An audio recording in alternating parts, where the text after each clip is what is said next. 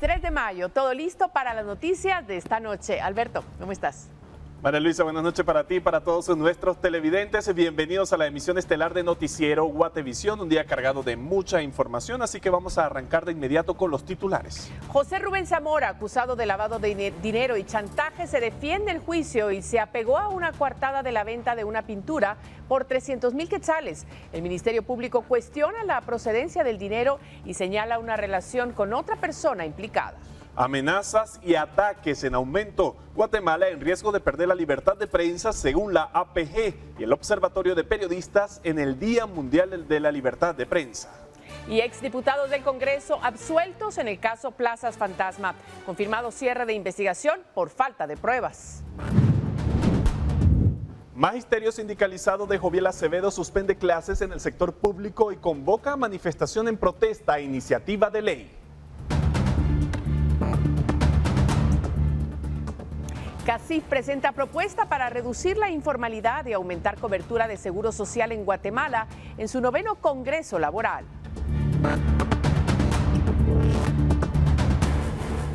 Reserva Federal de Estados Unidos anuncia 10º aumento de tasas de interés en su lucha contra la inflación, pero anticipa posible pausa.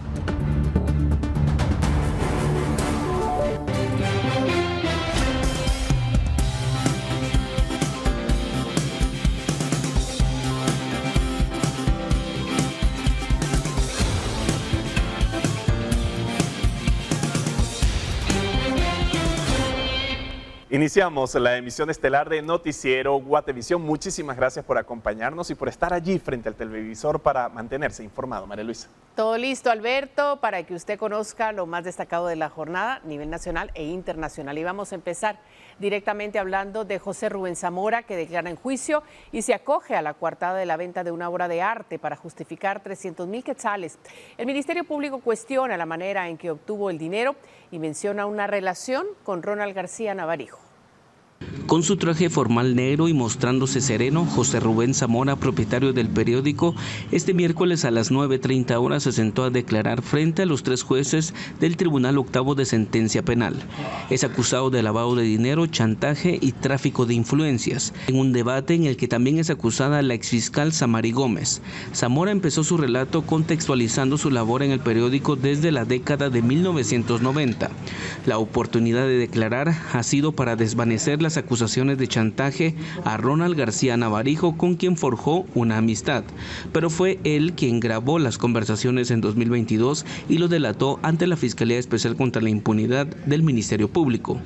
En la sesión le cuestionaron a Zamora la procedencia de los 300,000 quetzales que pidió a García Navarijo ingresar a la banca nacional.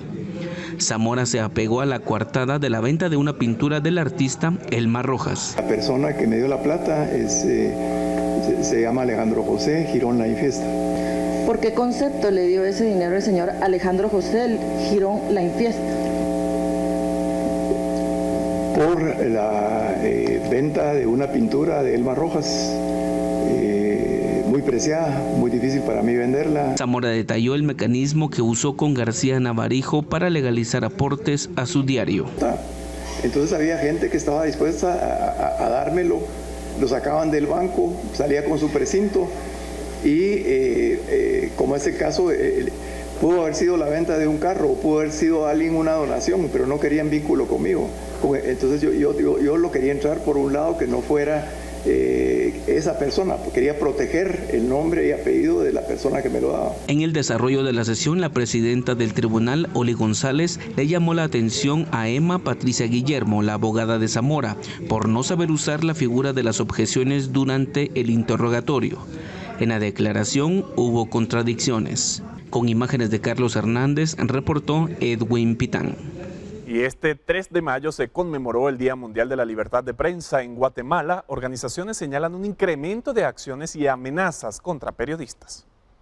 La Asociación de Periodistas de Guatemala, APG, emitió un comunicado en el que señala la necesidad de un ejercicio periodístico libre para que sea posible vivir en democracia. Sin libertad de expresión, la sociedad sufrirá las consecuencias, advierte en su comunicado la APG, en el que señala un clima de criminalización a periodistas y medios, censura, restricciones al libre acceso a la información, así como señalamientos y agresividad de parte de políticos y funcionarios públicos ante la crítica y el ejercicio del periodismo independiente. Según la APG, el deterioro de la libertad de prensa en Guatemala se evidencia cuando se pretende perseguir penalmente a periodistas mediante la ley contra el crimen organizado y no conforme al artículo 35 de la Constitución y la ley de libre emisión del pensamiento. También señala otras medidas tomadas por autoridades como el organismo judicial de prohibir a jueces, magistrados y trabajadores de tribunales dar información a la prensa, pues asegura que se viola el libre acceso a las fuentes. Aparte, el Observatorio de Periodistas emitió un reporte en el que contabilizó 51 ataques y limitaciones a la prensa durante los primeros 4 meses del 2023. Según la organización, en el mismo periodo de 2022 se registraron 43 casos, por lo que advierte que las cifras podrían superar récords. En el informe se detalló que durante la administración de Alejandro Yamatei como presidente de la República se han registrado 453 casos de agresión contra la prensa en 2020, 135 en 2021 y 117 en 2022. Reportó para Noticiero Guatevisión, Andrea Domínguez. Y la Sala Segunda de Mayor Riesgo confirmó el sobreseimiento o cierre del caso Plazas Fantasma, que implicó a 59 personas, entre ellas exdiputados del Congreso de la República. Este miércoles se conoció que la apelación en contra de la resolución de la jueza de Mayor Riesgo A, Claudette Domínguez, quien decidió cerrar el caso a beneficio de los exdiputados en septiembre del 2022, fue rechazada y quedó firme el sobreseimiento. La investigación del MP y la extinta Comisión Internacional contra la Impunidad en Guatemala, CICIG, estableció que durante el periodo de la Junta Directiva del organismo legislativo 2014-2015 se contrató a personas sin que llegaran a trabajar al Congreso, pero cobraron salarios de entre 15,000 y 20,000 quetzales. Incluso algunas personas solo tenían escolaridad de nivel diversificado. 24 de abril del año 2014. Y la Policía Nacional Civil y el Ministerio Público realizaron más de 50 allanamientos en todo el país. Esto con el objetivo de capturar bandas que se dedican a la extorsión. Vamos a conocer toda la información en el siguiente reporte. Personal del Ministerio Público y la Policía Nacional Civil efectuaron al menos 80 allanamientos en varios puntos del país en busca de objetos ilícitos y personas con orden de captura por diversos casos que se investigan. El área de comunicación del Ministerio Público y la Policía Nacional Civil indicaron que se capturaron a 5 personas que están vinculados en casos de extorsión. Durante las diligencias se identificaron que los capturados extorsionaban a camiones repartidores de productos a quienes le exigían 4,000 quetzales semanales desde abril de 2022. Agregaron que hasta la fecha han depositado la cantidad de 390,000 quetzales. 2 mujeres de 22 años, 27, un hombre de 32 y una mujer de 66 años de edad. Cabe resaltar que según las investigaciones, estas personas prestaban sus números de cuentas bancarias para recibir depósitos producto de extorsión que realizaban a una empresa de bebidas gaseosas, recibiendo un aproximado de 4,000 quetzales quincenales. La investigación permitió dar con estas personas, realizar las gestiones de ley correspondientes y ponerlas a disposición del juez competente. Cabe resaltar que todos están sindicados del delito de extorsión. Monroy agregó que también se han realizado allanamientos en San Marcos, donde hubo 3 capturas y 2 armas incautadas. En Catarina, San Marcos, se capturó a Welfer de 38 años por el delito de violación. En el caserío Madronales, La Blanca, en San Marcos, se capturó a Hermí de 55 años por tener de manera ilegal una revólver. En Eco, San Marcos, se capturó a un hombre de 25 años ya que se le localizó una arma de fuego hechiza. Por último, en un inmueble en La Blanca, San Marcos, se localizaron 4 celulares y 2 tolvas, las cuales servirán para fortalecer investigaciones por temas de extorsiones. Reportó para Noticiero Guatevisión, Fernando Cabrera. Convidex, la terapia combinada para bajarle inmediatamente al estrés, presenta.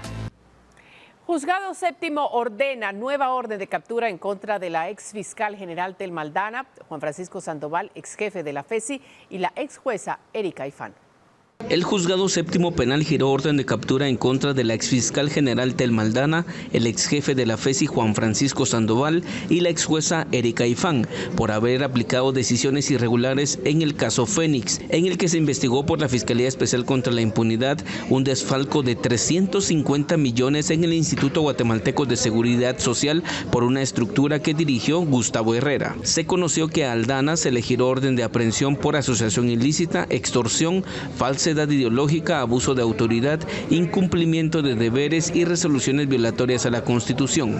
En el caso de Sandoval, se le busca detener, en este caso por asociación ilícita, abuso de autoridad e incumplimiento de deberes. El juzgado avaló detener a Ifán por asociación ilícita, usurpación de funciones, falsedad ideológica, abuso de autoridad y prevaricato. El caso Fénix ha cumplido 2 décadas. Hace 20 años se consumó el desfalco por medio del mecanismo de lavado de dinero. En el 2003, la Junta Directiva del ICS autorizó el Fideicomiso de Protección y Desarrollo Social por 350 millones de quetzales para proyectos habitacionales destinados a jubilados. Los fondos que se habrían lavado fueron sustraídos del fideicomiso que se había formalizado entre el ICS, el grupo empresarial Uniserv S.A. y Banco 1. Según la investigación, estas financieras vendieron terrenos sobrevalorados al ICS por 232.7 millones de quetzales, cuando Herrera las había comprado por 220,000 quetzales. Por el desfalco, el Ministerio Público sindicó a Herrera de ser el propietario de 2 financieras offshore fuera de plaza que habría utilizado para la estafa al Seguro Social. Reportó Edwin Pitán. Convidex, la terapia combinada para bajarle inmediatamente al estrés, presentó.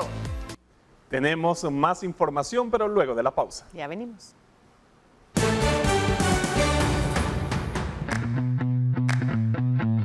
Multimoney, finanzas de estos tiempos, presenta.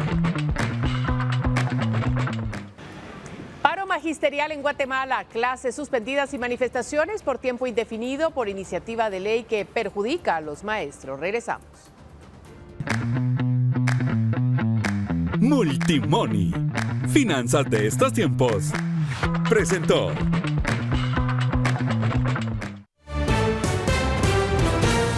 Continuamos. Y en el sector público las clases se han interrumpido luego de que el magisterio sindicalizado de Joviel Acevedo se declarara en asamblea permanente. Además, se prevé una manifestación para este jueves 4 de mayo.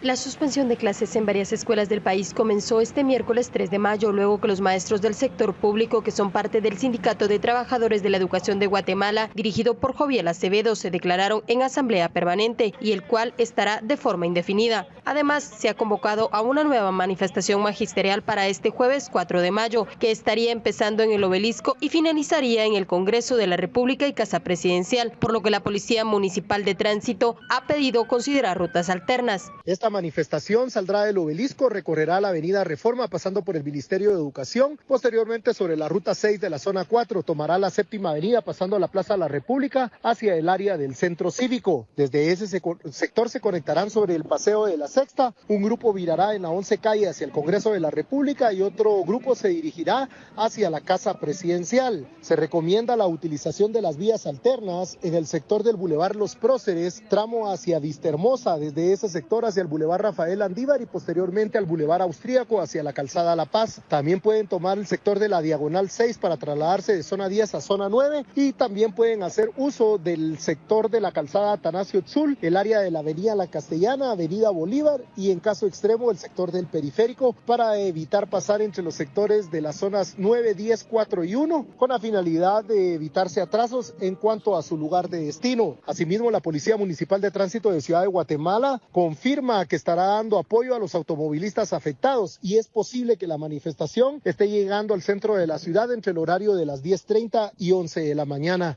El comité de Quetzaltenango del Sindicato de Maestros también dirigió una carta al director departamental de Educación, Francisco Huinac, en la que convocan a los maestros a esta caminata pacífica para derogar la iniciativa de ley 5563, propuesta por algunos diputados que según ellos viene a perjudicar grandemente al Magisterio Nacional. La iniciativa 55 4563 son reformas a la Ley de Clases Pasivas Civiles del Estado, la cual incrementa los montos para jubilados del Estado, pero el sindicato asegura que eso les perjudicaría, por lo que proponen y exigen al Congreso y al Ejecutivo aprobar de urgencia la iniciativa de Ley 4820, donde se establece quién es el encargado de velar por la pensión. De lo contrario, aseguran que hacen responsables al Ejecutivo de la pérdida de la jubilación de los maestros. Con imágenes de María José Bonilla, reportó Andrea Domínguez. Bueno, y vamos a otras noticias porque existe un gran número de mujeres de más de 65 años que no tuvieron la posibilidad de aprender a leer de niñas. Sin embargo, decenas de mujeres en Olintepeque, Quetzaltenango, no desaprovecharon la oportunidad de aprender a leer y escribir a los 70 años. En Olintepeque, Quetzaltenango, hay un grupo de mujeres que comparten una misma realidad. En su niñez, sus padres las obligaron a trabajar o nunca les permitieron ir a la escuela. Luego formaron una familia, dejando en manos del esposo la gestión administrativa de la economía familiar y, en algunos casos, las relaciones sociales. Sin embargo, rompieron la tradición y buscaron a su avanzada edad la oportunidad para leer y escribir. Es necesario pues que llegamos a saber cómo se llaman las letras, la M, la N. Eso es lo que uno necesita todavía. Sí, lo tuve que platicar con mi familia para que pudiera venir y poder aprender, ¿va? Y más que todo es desempeño a mí misma, ¿va? Porque de mí depende de mi interés que yo tenga, es a lo que yo llegue, ¿va? Pues es interesante ver algunas señoras que vienen con ese ánimo de aprender, ¿verdad? Aunque es un poco dificultoso para ellos porque a veces vienen con sus niños y se distraen un poco, pero yo veo que sí han avanzado mucho en cuestión de aprender las vocales, las consonantes y así mismo las palabras. En Quetzaltenango, para el noticiero Guatevisión, Minor Talk.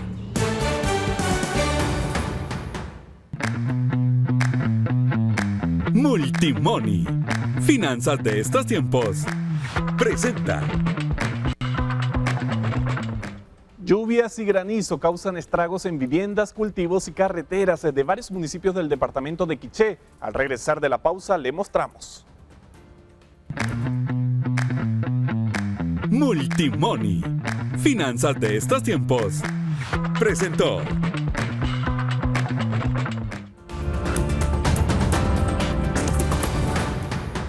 Más información, las lluvias que se han registrado en los últimos días en Quiché han empezado a provocar daños en viviendas, carreteras y cultivos del departamento.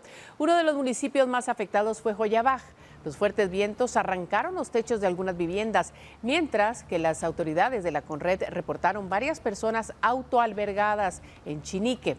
Cayó además una fuerte lluvia acompañada de granizo, lo que provocó que se derribaran galeras y se pudieran observar los terrenos cubiertos de granizo. Las lluvias se han hecho presentes en la mayoría de los municipios de Quiché. Las autoridades monitorean las carreteras ante cualquier derrumbe que se pudiera registrar.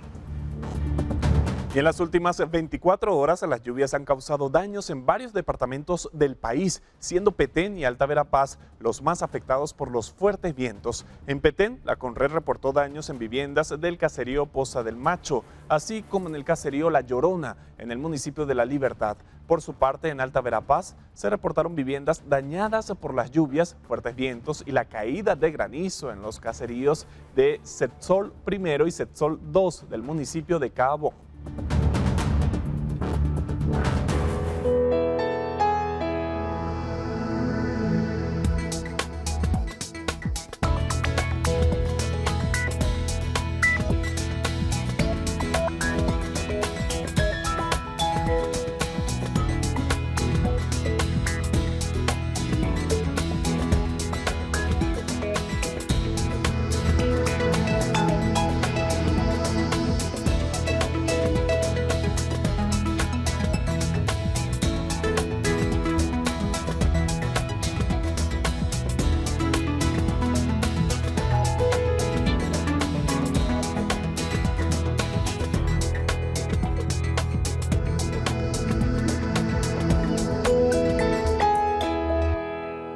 Bueno, y llegó el momento de una nueva pausa. Así es, Alberto, vamos a la pausa, pero vamos a dar paso en este momento al programa Razón de Estado para nosotros regresar después. Así es que quédese en la señal de Guatevisión.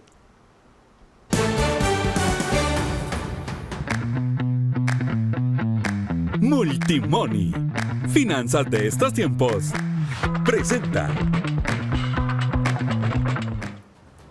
CACIF presenta propuesta para reducir la informalidad y aumentar cobertura de seguro social. Al regresar de la pausa, después de Razón de Estado, le ampliamos. Multimoney. Finanzas de estos tiempos. Presentó.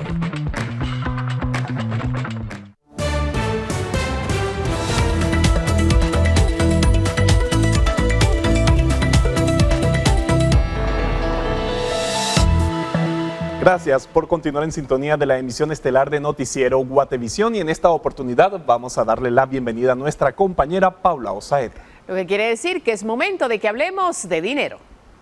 María Luisa, Alberto, llegamos a miércoles y tenemos información económica. Les quiero contar que el ministro de Trabajo, Rafael Rodríguez, ha informado que gracias a la mejora de la calificación para Guatemala de las diversas calificadoras de riesgo, más empresas extranjeras tienen en la mira a Guatemala para colocar sus plantas y así se genera mayor inversión y más empleos. Rodríguez indicó que así como lo hizo la empresa Yasaki, próximamente se abrirá una nueva planta en Palín Escuintla del sector textil, específicamente para la elaboración de hilos y fibras. Creo que este tipo de empresas son las que hay que atraer porque son esa tipo de inversión la que va a crear una gran inversión y va a permitir crear fuentes de empleo de forma masiva, que es lo que necesita el país. Y en otros temas quiero contarle que el CACIF llevó a cabo este miércoles su 9º Congreso Laboral con el tema Desafíos de la Informalidad, el Empleo y la Cobertura Social.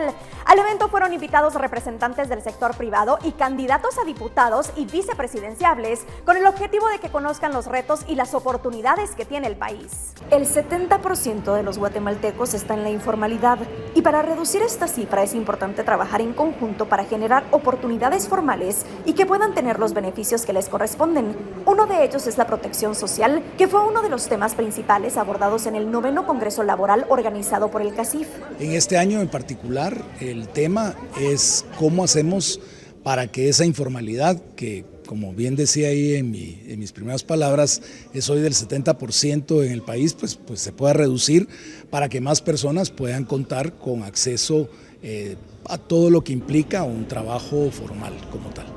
Vemos que ya el número de empleos formales en el Instituto Guatemalteco de Seguridad Social está por alcanzar la cifra histórica de 1,5 millones de personas afiliadas, lo cual ha sido un crecimiento sostenido. Se dio en la pandemia un retroceso, ese retroceso se recuperó, aún tenemos grandes desafíos. Para concluir el evento, el CACIF presentó una propuesta compuesta de 6 ejes por la que apuestan para incrementar la formalidad y que la cobertura del ICS crezca. Es una propuesta que tiene 6 ejes, hacíamos ahí a mención de varios de esos ejes, principalmente tiene que ver con gobernanza dentro del mismo ICS, con lo que pueda ser la utilización de los recursos dentro de la entidad, también algunas normativas que deben ir cambiando. Una de ellas, hacíamos la mención ahí, que ya vamos encaminados con lo que es el poder contar con un trabajo a tiempo parcial. Son propuestas que van encaminadas a hacer más eficiente una entidad que tenemos, que es una gran entidad como el ICS, pero que puede mejorar aún más. Según los datos presentados durante el Congreso, se ha hecho un análisis y se ha identificado que del 2010 al 2021, el Seguro Social ha tenido un incremento en el presupuesto año con año, pero no así la cobertura. Se han llegado a los 16,000 millones de quetzales. Muchos de nosotros hemos tenido que enfrentar fracasos laborales, pero son eventos en nuestra vida que nos hacen ser más fuertes y tener más claridad en lo que queremos hacer. Si está pasando por un proceso así, hoy le doy algunas recomendaciones de lo que puede hacer. Desahóguese, tómese el tiempo necesario para aceptar el fracaso y luego analice lo que salió mal, así no volverá a cometer los mismos errores. Luego acepte esos errores. Aunque otras personas estén involucradas, no les traslade la culpa. Siempre trate de sacar lo positivo de la situación y aprenda del error. Pida ayuda, especialmente a quienes ya han pasado por una situación similar. Y lo más importante, vuelva a intentarlo. Fracasar no significa que no puede volver a empezar. Espero que estos consejos le ayuden si está pasando por un fracaso laboral. Nos vemos mañana en Hablemos de Dinero. Buenas noches.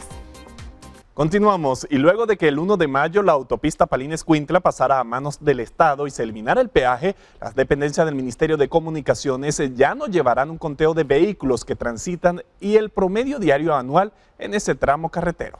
En el Acuerdo Ministerial 438-2023 del Ministerio de Comunicaciones se establece que junto a Provial, la Dirección General de Caminos y la Dirección General de Transportes tendrán a su cargo el control de la autopista Palín-Escuintla y el cumplimiento de las regulaciones. Marco López, vocero de Provial, dijo que ellos no harán el conteo de vehículos, pues sus brigadas están dedicadas específicamente a regular el tránsito y de momento a informar a los conductores, sobre todo a los de carga pesada, cuáles son las nuevas restricciones.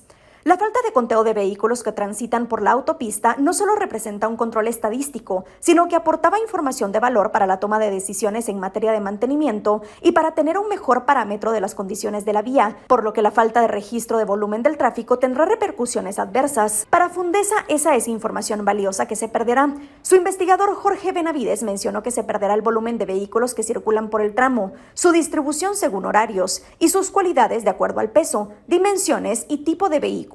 Agregó que esto impactará negativamente en cuanto al cálculo de horas pico, velocidad promedio, capacidad del tramo, necesidad de ampliaciones, seguridad vial y trabajos complementarios. Según Benavides, para llevar a cabo la planificación del mantenimiento de la red vial, es necesario tener un registro continuo de la calidad del pavimento, así como del volumen de tránsito y el tipo de automotores que está utilizando cada uno de los tramos. Asimismo, indicó que al estar a cargo de la Dirección General de Caminos, la administración de la autopista, se vuelve también su responsabilidad el registro del volumen de tránsito. Con información de Agustín Ortiz para Noticiero Guatevisión, Paula Osaeta.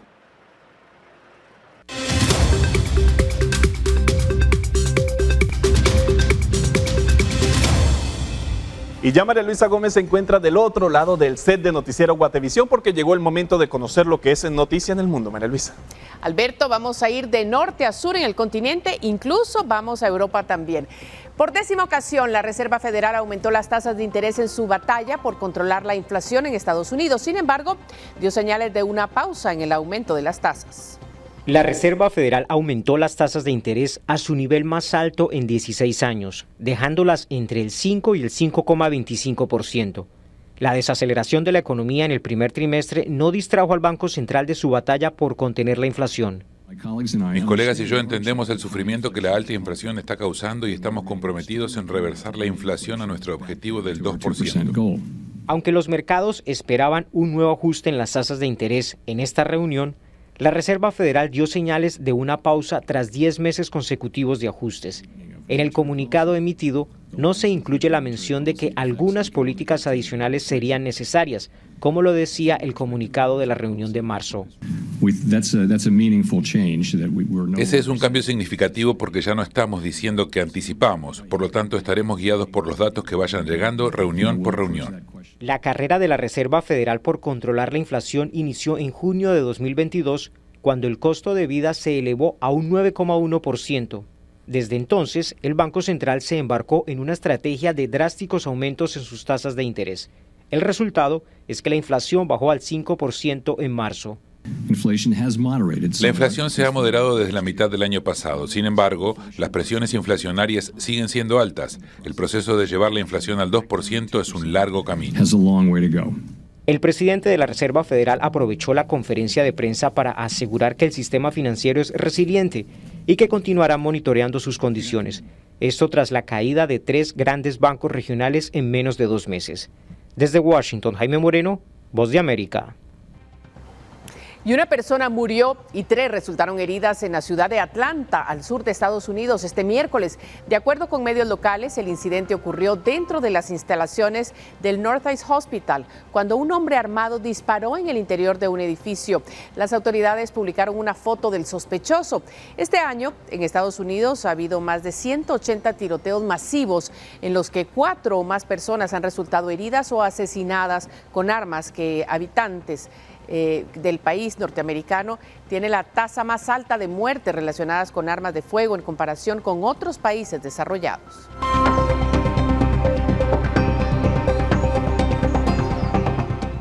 y escapó por poco de un accidente mortal. Este es el momento en que un policía estadounidense que realizaba un control de tráfico evita por poco ser arrollado por un conductor imprudente. Afortunadamente, el agente salió ileso, mientras que el conductor del vehículo detenido sufrió lesiones que, aunque no ponen en peligro su vida, son preocupantes. El conductor del auto que causó el accidente era un adolescente y tanto él como los dos pasajeros que lo acompañaban sufrieron heridas leves. La policía indicó que el joven fue acusado de conducción temeraria.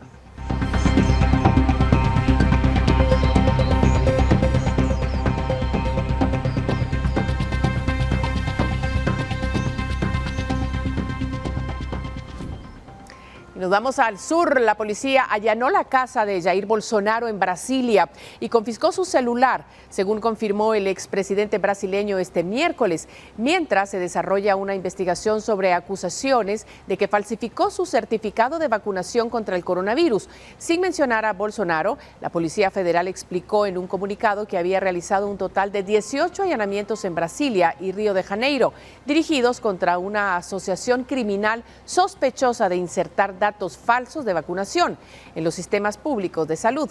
Además, agregó que la supuesta falsificación permitió a personas emitir los respectivos certificados de vacunación y utilizarlos para eludir las actuales restricciones sanitarias impuestas por las autoridades públicas.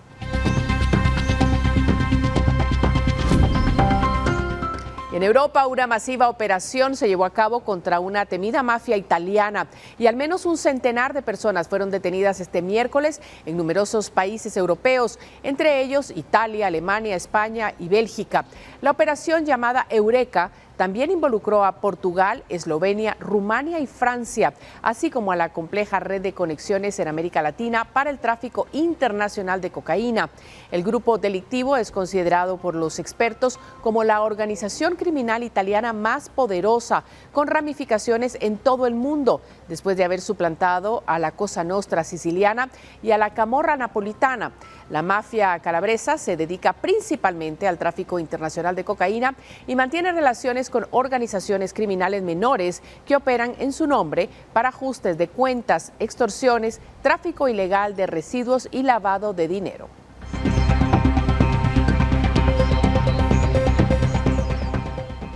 Y Rusia acusó a Ucrania de haber lanzado drones contra el Kremlin en Moscú con el objetivo de matar al presidente Vladimir Putin. Por su parte, Ucrania negó las acusaciones, mientras que Estados Unidos investiga su veracidad. Rusia acusó este miércoles a Ucrania de lanzar un ataque nocturno con aviones no tripulados contra el Kremlin, con el objetivo de asesinar al presidente Vladimir Putin, aunque Ucrania negó rotundamente cualquier participación. Moscú dijo que los servicios de seguridad rusos han derribado 2 drones y que Putin no estaba en el complejo en ese momento. Consideramos estas acciones como un acto terrorista planificado y un atentado contra el presidente, llevado a cabo en la víspera del Día de la Victoria, el desfile del 9 de mayo. La parte rusa se reserva el derecho de tomar medidas de represalia donde y cuando crea conveniente. Las agencias de inteligencia de Estados Unidos intentan determinar qué sucedió realmente, pero ya en el pasado señalaron que Moscú habría podido realizar operaciones de falsa bandera para justificar una escalada del conflicto. Tomaría cualquier cosa que saliera del Kremlin con un salero muy grande. Entonces veremos cuáles son los hechos. Kiev dijo que definitivamente no tiene nada que ver con los ataques y sugirió que Rusia usaría ahora el reclamo para lanzar una provocación terrorista a gran escala contra Ucrania en los próximos días. No atacamos a Putin ni a Moscú. Luchamos en nuestro territorio. Estamos defendiendo nuestros pueblos y ciudades. No tenemos suficientes armas para esto. La Casa Blanca el miércoles reaccionó a este ataque, diciendo que no quiere especular.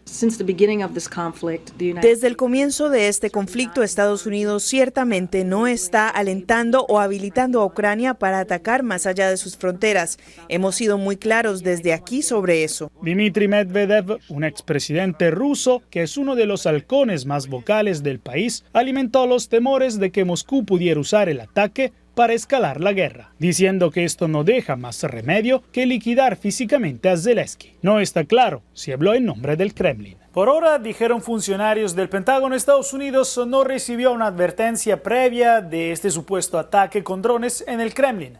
Ucrania, que se espera que pronto lance una contraofensiva en un intento por recuperar el territorio ocupado, por lo general ha siempre mantenido en gran medida una política de ambigüedad deliberada sobre si ha desempeñado un papel en los ataques dentro de Rusia en los meses pasados. Desde la Casa Blanca, Washington, Jacopo Luzzi, Voz de América.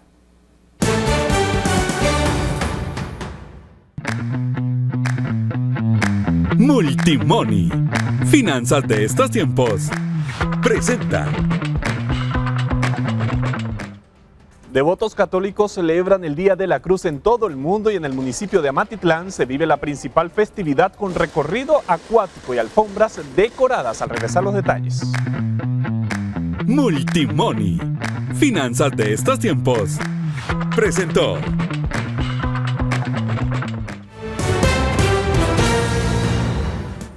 Y continuamos. Cada 3 de mayo los devotos católicos celebran el Día de la Cruz en todo el mundo, el cual también es la principal festividad del municipio de Amatitlán. Fátima Herrera estuvo en el lugar y nos muestra cómo se vivió el recorrido de la procesión. Cada 3 de mayo se lleva a cabo la celebración de la Santa Cruz, motivo por el cual la procesión del Cerquito sale a recorrer las calles de Amatitlán para luego pasar saludando a los pobladores que la recibe desde las orillas con cruces decoradas. Esta es una festividad que reúne a miles de devotos católicos en el mundo y su origen se remonta al siglo IV, cuando Santa Elena, madre del emperador Constantino, pidió una búsqueda de la Santa Cruz en la que murió Cristo en Jerusalén. Luego de varias excavaciones, se dice que encontraron 3 de ellas, pero no sabían cómo distinguirlas, y fue gracias a un milagro como identificaron cuál era la de Jesús. De acuerdo con el investigador Aníbal Chajón, es por estos trabajos que la fiesta de la Cruz se relaciona con los trabajadores de la construcción.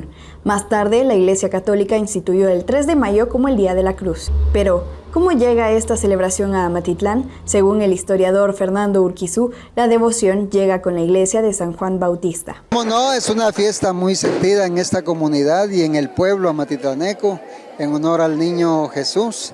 Y pues bueno, y celebrando el Día de la Cruz, en la Santa Misa que ya se celebró, el obispo que nos presidió nos recordaba que precisamente porque se encarnó entre nosotros, fue nuestro Mesías y nuestro Salvador.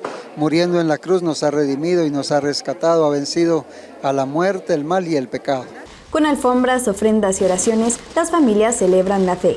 Que como familia en toda esta cuadra pues se ha venido dando la oportunidad de juntarnos todos y hacer partícipe de esta alfombra que ya por años desde nuestra abuela de mamá Regina le decíamos con mucho cariño, pues nos inculcó a todos nosotros, tanto nietos, hijos, sobrinos y ahora todos hacen partícipe de este momento y obvio pues tratamos de entre toda esta cuadra y la familia pues cargar este momento y hacerlo alegre para toda la familia y para el gozo del niño. Que nos mueve la fe y la tradición que se ha tenido es de familia desde hace muchos años, desde que yo estaba pequeña.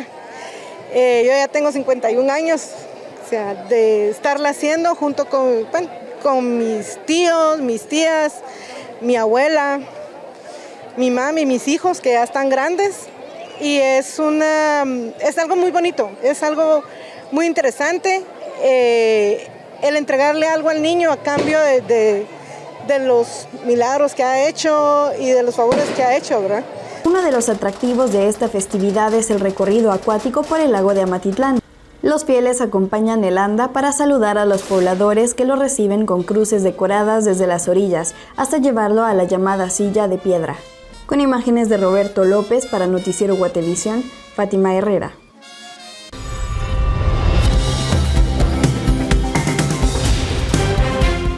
Todo listo para conocer los mensajes que usted envía a través de Guate Reporta, Alberto. Vamos a recordarle a toda nuestra audiencia el número telefónico para que se puedan poner en contacto con nosotros acá en Noticiero Guatevisión a través del WhatsApp 40-013-3859. Es muy sencillo comunicarse con nosotros, lo pueden hacer a través de este canal de comunicación. En CFS queremos felicitar a todas las madres por el amor y la protección que nos brindan día con día. Recuerda que la mejor experiencia de amor es la de mamá. Presenta. Ante la suspensión de clases que comenzó este 3 de mayo porque maestros del Sindicato de Trabajadores de la Educación de Guatemala se declaran en asamblea permanente, nuestro televidente David Chicol nos envió el mensaje que dice lo siguiente: triste nuestra situación donde un disque dirigente magisterial lidera un grupito de maestros vagos y amenaza al resto que intentan no desatender a sus estudiantes. Por otro lado, la ministra a sus pies. Estamos jodidos. Ese fue el mensaje que recibimos por el WhatsApp de Guate Report. Para que nos aprueben alguna ley, para que aprueben la ampliación al presupuesto, que es una... Y siempre en el mismo tema, pero con una opinión a favor del paro de labores del magisterio sindicalizado, el cual dice lo siguiente: es la única manera para lograr que el gobierno escuche al manifestante. ¿Por qué protestan los maestros? Porque no es justo que descuenten dinero a los maestros activos para pagarle a los jubilados. Este sector, en sus 20 años de labor, pagó a lo que legalmente tienen derecho. Así lo reportó nuestro televidente. Felicidades a todas esas madres que brindan cariño, seguridad, amor y principalmente protección a todas sus familias. CFS, Corredores de Seguros. Presentó. Así llegamos al final de esta emisión de Noticiero Guatevisión. Gracias por su atención. Mañana regresamos con más, Alberto. Buenas noches para ti, María Luisa, y para todos nuestros televidentes. Recuerden informarse minuto a minuto en nuestras plataformas digitales. Vamos a despedirnos con las siguientes imágenes. Vean ustedes, nos despedimos con esta nota curiosa y trata del trabajo de espantar gaviotas vestido con una botarga que ha traído a una multitud de solicitantes de todo el mundo a un zoológico del Reino Unido. Más de 250 personas de lugares tan lejanos como Australia, Estados Unidos e incluso Ucrania han solicitado el puesto en el zoológico de Blackpool, que paga aproximadamente $12 la hora. Y para demostrar que no solo están improvisando, los solicitantes al empleo de botarga han enviado videos de ellos mismos disfrazados de pájaros para mostrar su talento para este trabajo. Así nos despedimos. Buenas noches.